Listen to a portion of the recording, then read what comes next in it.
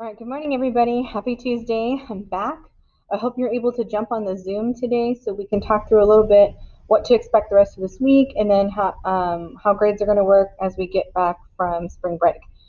All right, so yesterday you should have completed your pre-reading notes and talked a little bit about whether or not equality was a good thing. A lot of you gave me these really basic answers that didn't tell me anything, but okay, you got your attendance. But ultimately, when we think about equality, it means everybody's on the same level playing field. Is that a good thing or a bad thing, right? And when is it good and when is it bad and who decides? It's not black and white. It's not an easy question to answer, and it's something that you should have actually really thought about. So yesterday, I feel like okay, it was a Zoom, not a, sorry, no Zoom day. It was an attendance question. We didn't really think about it, but hopefully, when you went through your notes, and then for today, I really do want you to think about what that means, okay? And so you're going to read Harrison Bergeron, and in this link you have an actual copy that you can make for yourself of the story.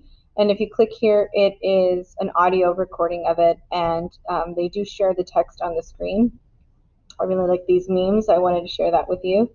And this idea of being equal. And we say that word quite a bit. We say this word equality. But do we really think about what that really means? And, is something that's fair, equal? Um, Equity is something that's different. If you look at the word equity versus equal, those are two very different definitions. So we really need to be considering the language that we're using and whether or not we are meaning what we say or saying what we mean.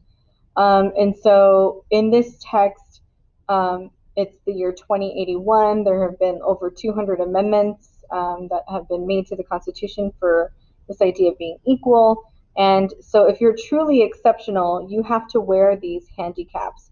So if you're really attractive, you have to wear an ugly mask. If you're really tall, you have to wear weights. If you're really smart, you have to wear this contraption that beeps at you to interrupt your intellectual thoughts. And so all of that is to make everybody equal, because people who are on the lower part of the totem pole, how can we give them things to make them higher? It seems just easier for the people at the pinnacle, right, the people at the top, to be brought down in order for them to be equal. And so this is a result of that in this particular society. Like I mentioned, it's got major Giver vibes if you've ever read The Giver.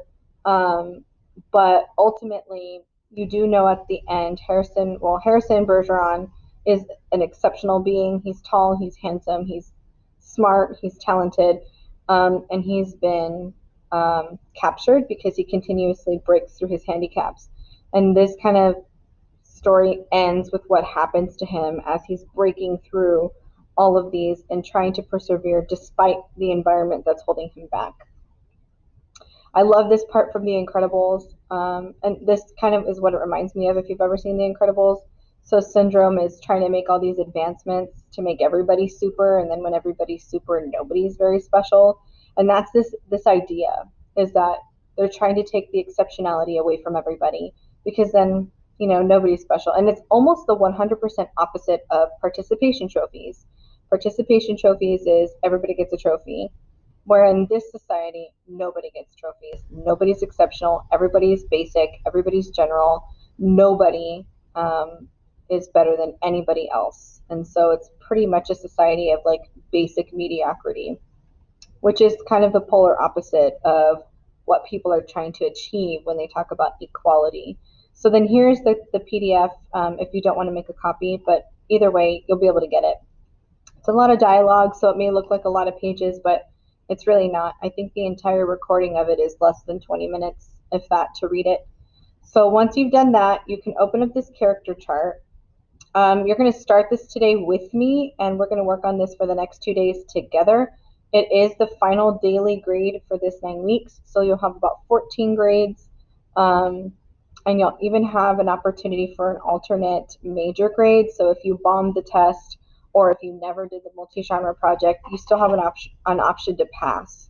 And also, for those of you that have done everything, it's a break. So this character chart, we're going to look at some specific things on Harrison Bergeron, or any of the characters, but we really want to look at what we're learning from these particular characters. We're just going to focus on appearance today. So when they explain what the mom looks like, or the dad, or Harrison for that matter, pay attention to what they look like, and you can copy that evidence and paste it here.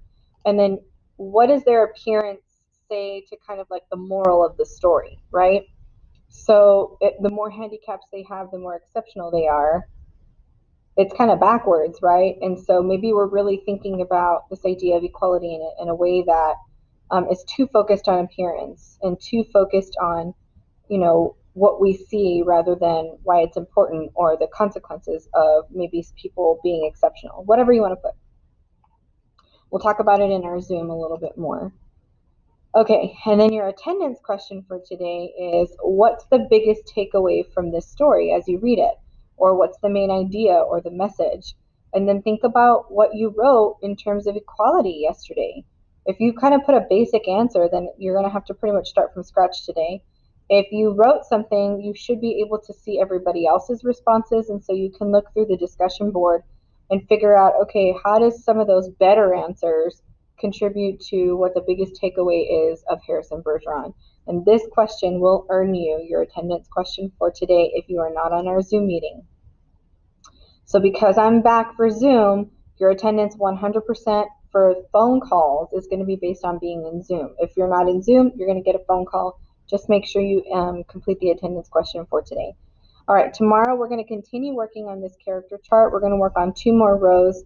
Thursday we'll finish it, and then Friday I'll talk to you a little bit about what your options are in terms of your grades. So 6th period, your multi-genre projects are graded, as well as a couple of other ones.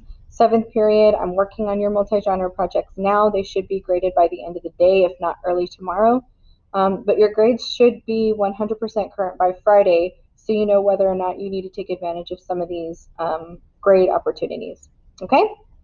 All right. I hope to see you guys soon. I'm glad to be back, and take care. We'll see you tomorrow.